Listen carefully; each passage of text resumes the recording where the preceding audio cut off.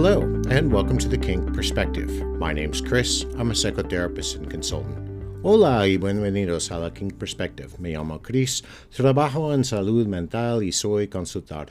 Este episodio es para mi oyente en España. Gracias por tu mensaje. Fui muy amable. If you're new here, you're just joining me from Fetlife, Instagram, Substack, Twitter, wherever you're following me, welcome. And to those of you who have been with me for a while now, thank you for continuing to show up and ask really important questions and engage with all of the content that I put out there.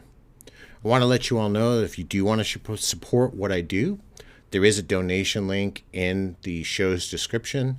That way, contributing big or small allows me to keep showing up and do these conversations for all of you. Again, not needed, but always thankful. A few days ago, I received an email that really stayed with me. It was short, it was honest, and it was direct.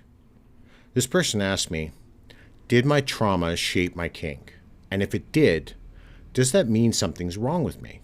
Now, that's really a big question, and it's one that deserves more than just a yes or a no. And I know many people carry this question quietly. So today's episode is not just about judgment. It's not about a diagnosis. It's definitely not about shame.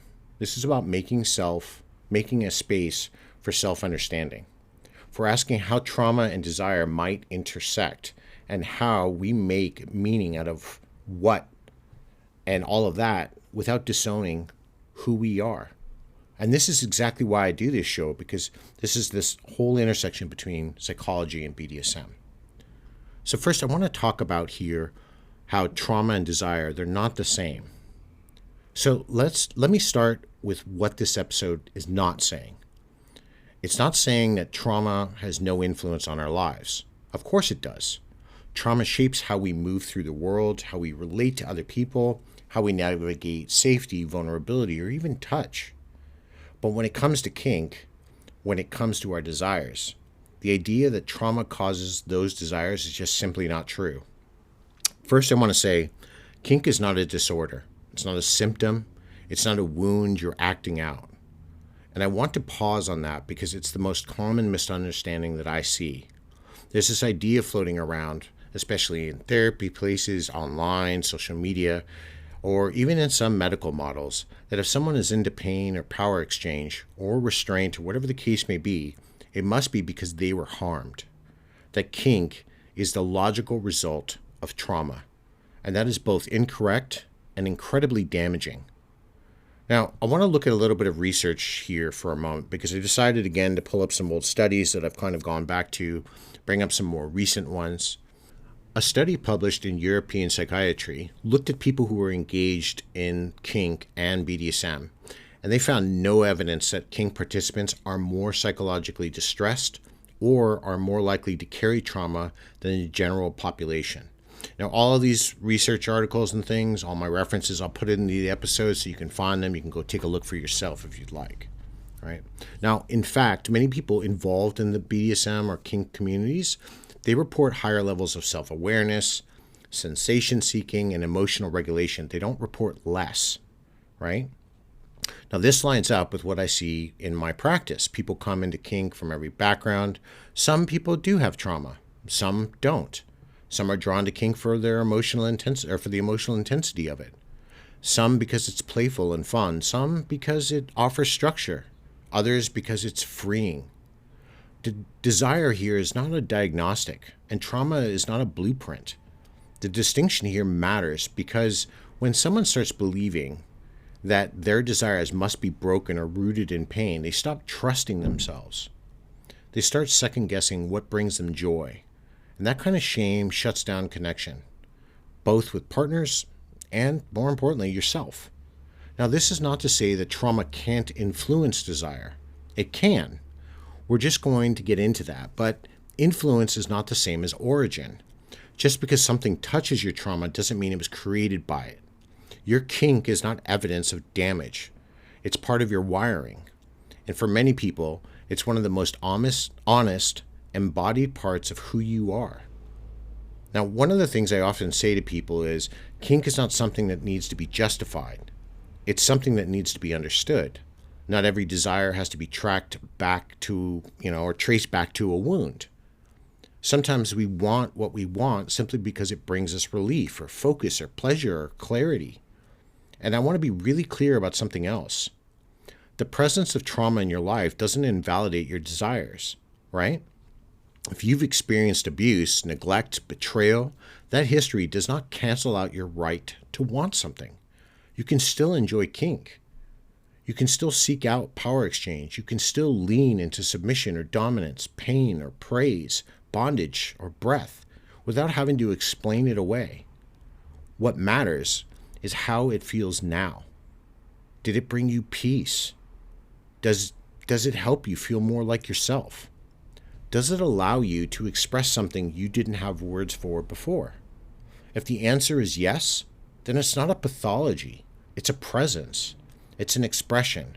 And it deserves your respect, not your suspicion. And this is where we have to talk about how people confuse causality with correlation.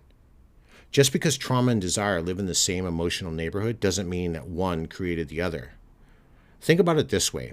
A person might grow up in a house where there's a lot of instability, and later they crave order, control, or even some intensity.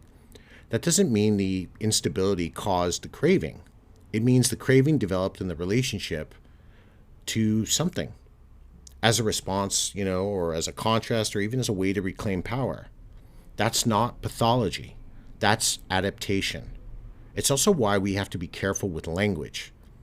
When people hear, "Oh, your kink is trauma-based," they often hear, "Your kink is wrong." That framing pushes people into silence, and silence breeds shame. And if we can shift the conversation away from what caused this to what does this do for you now, we start moving people towards insight instead of self-rejection. That's where we begin to understand the difference between a reenactment and a conscious choice. And I'm going to get into that a little bit deeper later on. So before we move forward, let me anchor this one more time. The presence of trauma doesn't automatically explain your desires, nor does it disqualify them.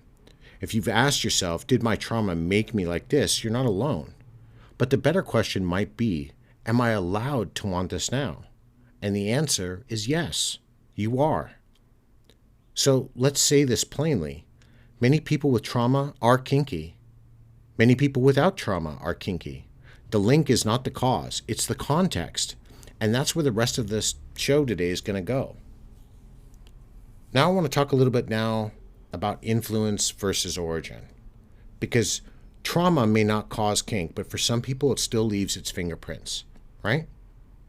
Sometimes the desires we carry echo past experiences. Sometimes they contrast them altogether. Kink can reflect survival, identity, creativity, or comfort, not just pain. The body remembers, and sometimes desire grows in a space where we were silenced or where control was taken from us. But that doesn't mean that desire itself is wrong. It means it's layered. And one of the most powerful messages I've received after sharing this topic came from someone who asked how their relationship to submission shifted after a partner crossed a line. A DS dynamic that once brought emotional safety suddenly triggered something deeper, a trauma response. That experience forced them to sit with their story in a new way. What once felt grounded and hopeful and open started to feel destabilizing. They backed away, they reflected, they reclaimed their voice, right? What came out of that wasn't a rejection of kink, but a clearer sense of what submission should feel like when it's rooted in choice, not compliance. And that's what an influence can look like, not harm, but revelation. Now, when I received this particular email, part of what was shared with me, and I'm not going to go into a lot of detail because I want to protect a little bit about what he said, and I appreciate the fact that I can use it, but I'm still going to be a little bit more respectful of this. The question really centered around whether or not what happened to him in his early part of his life, affected him growing up and moving forward. But later, obviously, through that healing process, that there was something else, that trauma hadn't created his desires, it blocked the ability to enjoy them. Now, once we stop framing sexuality as a scar, this allows people to start seeing it as something inherent, something true, And something, for this person, everything started to shift. That was the moment that healing really begins. So this is what it means to separate influence from origin. The question isn't, did trauma cause this? The better question is, has trauma influenced this? And if it has, what meaning do you want to make from all of that? Now, there was a study done by Sprott, Vivid, and Lev that named 4 major themes in kink identity: sex, power, headspace, and community. Now, those aren't symptoms, they're doorways. They help us understand how kink shows up, not just as a sensation, but as a structure, a container for identity and regulation and connection. And then there was another piece I read in Psychology Today that pointed out for some people that kink offers a way to rewrite their past harm, not by recreating it, but by reclaiming control in a space of consent. That's not a trauma response, it's a healing one. The presence of trauma in your life doesn't make your desires less real, even if your kink was shaped in part by pain, right? That does mean it does belong, though, into the pain.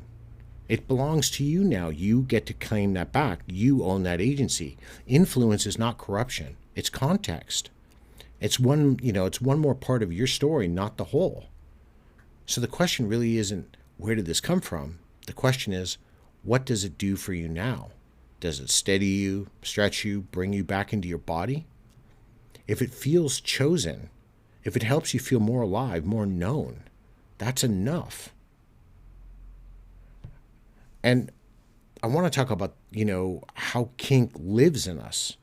Not always as an answer to trauma, but as a reflection of something deeper. Sometimes kink shows up as a pattern.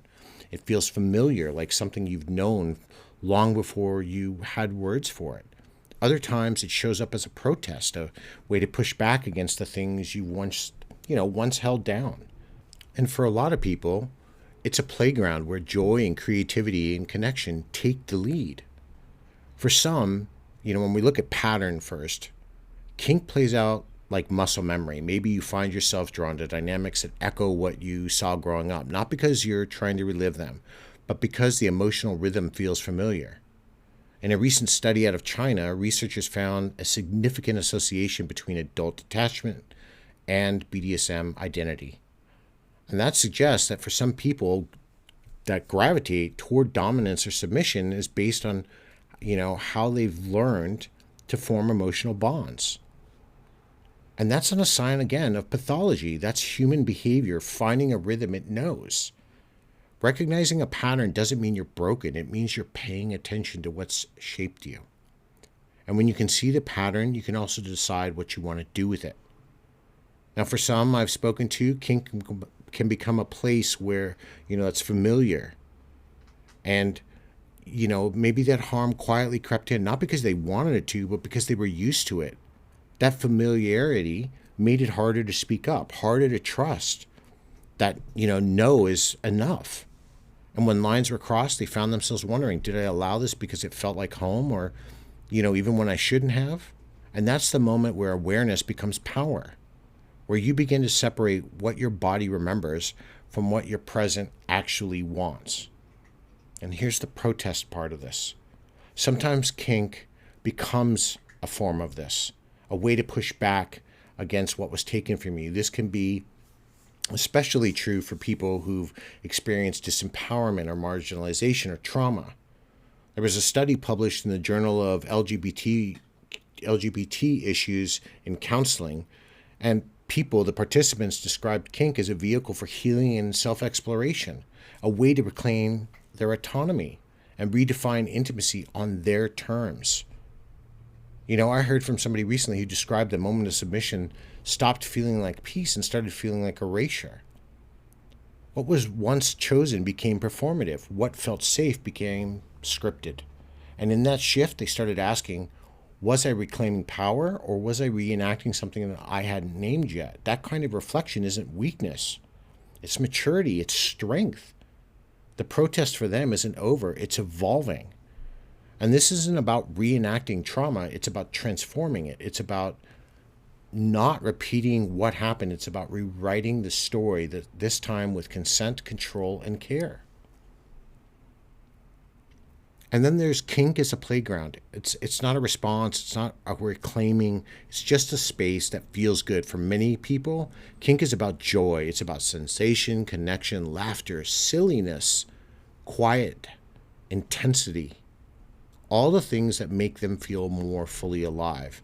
You don't have to trace it back to anything painful. You don't have to justify it. Sometimes this is just who you are, and guess what, people? That's enough. You don't need to be more. And this is where kink breathes, where it stretches out and makes room for curiosity and fantasy and freedom, not as a solution to pain, but as a space where you don't have to carry it. Some people come to kink not because they've been hurt, but because they are seekers, sensualists, explorers, and for them, the dynamic isn't about healing, right? It's about being. And how do we look at this completely as an integration here? Now, whether your kink feels like a pattern or a protest or a playground, or all three, there is no wrong answer. These aren't categories to label yourself with. They're tools to understand yourself better. And your experience might shift over time. That's not confusion, that's growth. There are people listening right now who've wondered, if their desires are valid because they've changed or because they haven't. Pardon me. Who've questioned whether they're reenacting a wound or expressing something sensual. If that's you, I want to say this. Your desires don't need to make sense to anyone else to be real. If you've outgrown an old dynamic or uncovered something new, that's not a loss, that's clarity. So the question isn't, what does this mean about me? The better question here is, what does this allow me to feel, create, or become? And that answer will change as you do, right? So how do you know if you're healing through kink or just reenacting an old wound? And that's one of the most important and definitely one of the most difficult questions someone can ask themselves, and definitely for me getting asked this question quite often. And there's not a universal formula here, but there are signs, and it comes down to 4 things: consent, agency, aftercare for some, and intention, right? So start here. Are you choosing the experience or just tolerating it? Are you able to say no, to pause, or to adjust, and is that respected? If something doesn't feel right in the moment, do you feel safe enough to speak up? Or do you just freeze and hope it ends soon? And by the way, that freeze response, that's not consent. That's survival. And if you find yourself there often, it's worth asking whether the dynamic is serving you or consuming you. Reclamation here happens when you enter a space on your terms, when you know what you want and you can trust your partner to honor it.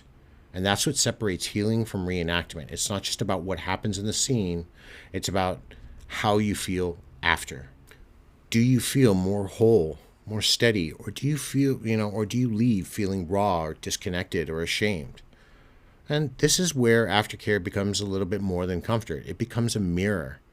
If you find yourself needing to numb out, if you feel abandoned once the dynamic ends, or if you're left holding emotions you weren't prepared for, those aren't just afterthoughts. They're data. And that brings us to this point of intention. What's driving the dynamic? Are you exploring a part of yourself with care? Or are you unconsciously repeating something that once had no exit? And here's something I say often. Self-awareness is not self-shaming. You're not bad for asking these questions. You're not weak if you've misread a dynamic before. You're human. And the fact that you're reflecting now means something inside of you knows there's more available than just reenacting pain. If you're listening to this and you're wondering what was that healing, or did it hurt in a way that I didn't want to admit? Just slow down for a second. Take a breath, sit with it. You don't have to figure it all out at once, but you do deserve the kind of kink that brings you back to yourself, not the kind that chips away at you. This isn't about perfection. It's about presence. Are you there in your body, in your choice? Can you say yes without abandoning yourself? That's the difference. That's the line between reenactment and reclamation. When you're choosing, not reenacting, that's the power. That's reclamation. And that's where kink becomes not just an expression, but liberation. Now I want to bring up a point that I mentioned earlier in the show. I want to talk about shame, because shame, Doesn't get a lot of presence. I try to talk about it or write about it when I can, but I think shame needs to be really discussed here. So let's talk about shame. Not the loud, obvious kind either, the quiet kind. The kind that gets you, into your thinking when someone says, well, that must be your trauma talking. Because God, do I hate that line as a trauma survivor myself. It's not my trauma talking. That line gets tossed around a lot. Sometimes by our partners, our therapist, our family, our friends, sometimes by the voice in your own head. And what, it often does is not, offer understanding, it's dismissal. It tells you that your desires are trustworthy, that they aren't real unless they're pure, untainted, or untouched by pain. But here's the thing about that. Almost nothing about being human is untouched by pain. And that doesn't make it less true. It makes it honest. Shame is what happens when you internalize the belief that something about you is wrong, not just your actions, but your identity. It's not, I made a mistake. It's more like, I am the mistake. And in the context of kink, that can show up as hiding, minimizing, performing, or cutting off your own pleasure before anyone else gets the chance to judge it. Now, psychologically, shame thrives in isolation, right? It grows when we don't have the words, when we can't speak our desires without fear of rejection or ridicule. And for people who have experienced trauma, that silence can feel like protection. But quite honestly, it's also like a prison. And here's what's true. Kink is not less meaningful just because trauma is part of your story. In fact, when you approach it with care and consent, it can become a powerful site of self-expression, healing, and connection. The presence of pain in your past doesn't disqualify your right to want. It makes the right, that right, even more sacred. And when I learned a long time ago, when I experienced my own traumas, whether it was relationship or professionally, whatever occurred in my life, I found agency for myself when I stepped into my roles early on in my exploration of BDSM. And that's just me, right? But if you've ever been told that's not normal, that's just your trauma talking, let me say this clearly. No one else gets to define what healing looks like for you. No one else gets to draw the line between what is allowed and what is authentic. Because sometimes the very thing someone labels as damaged is actually the place where you reclaimed your life. Sometimes that kink, that urge, that dynamic, it's not a symptom.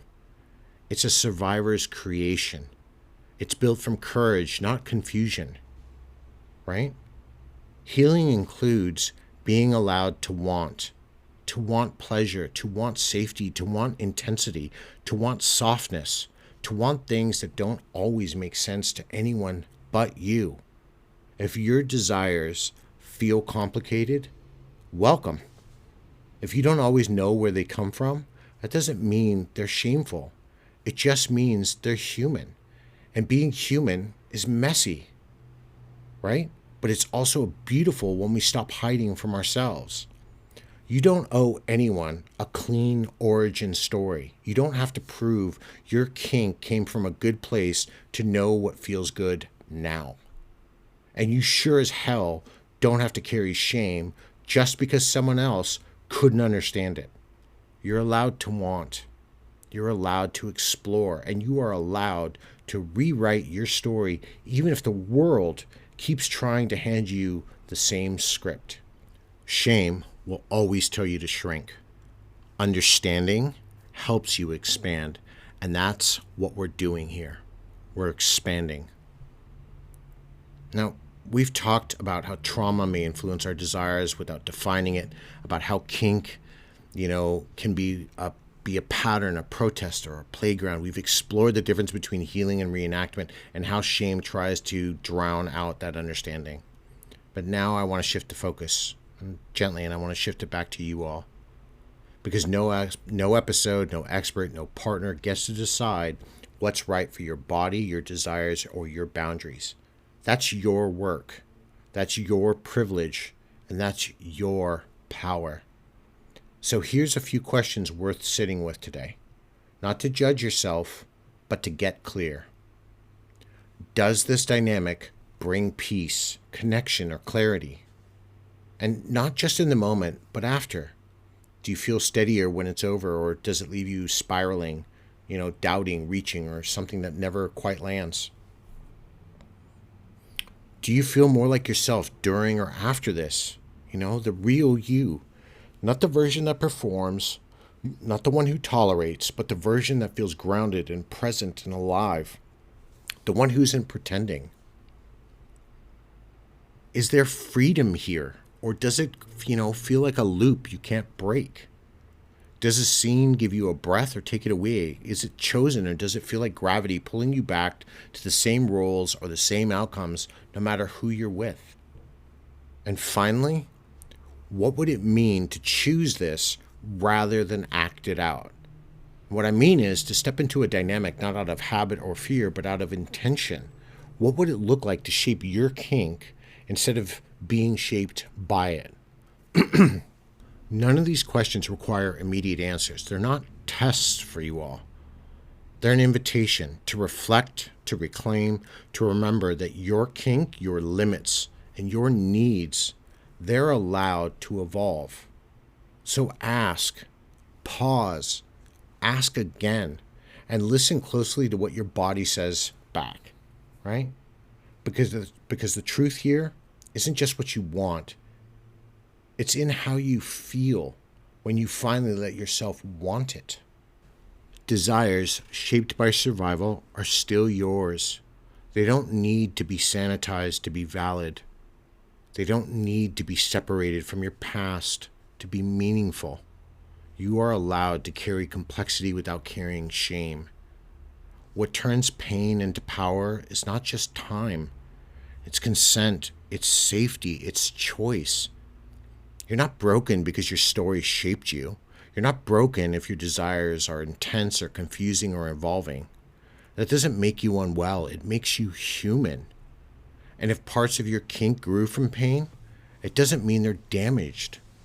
It means they need care, not correction. This isn't about justifying what you like to anyone. It's about knowing yourself and claiming that with clarity.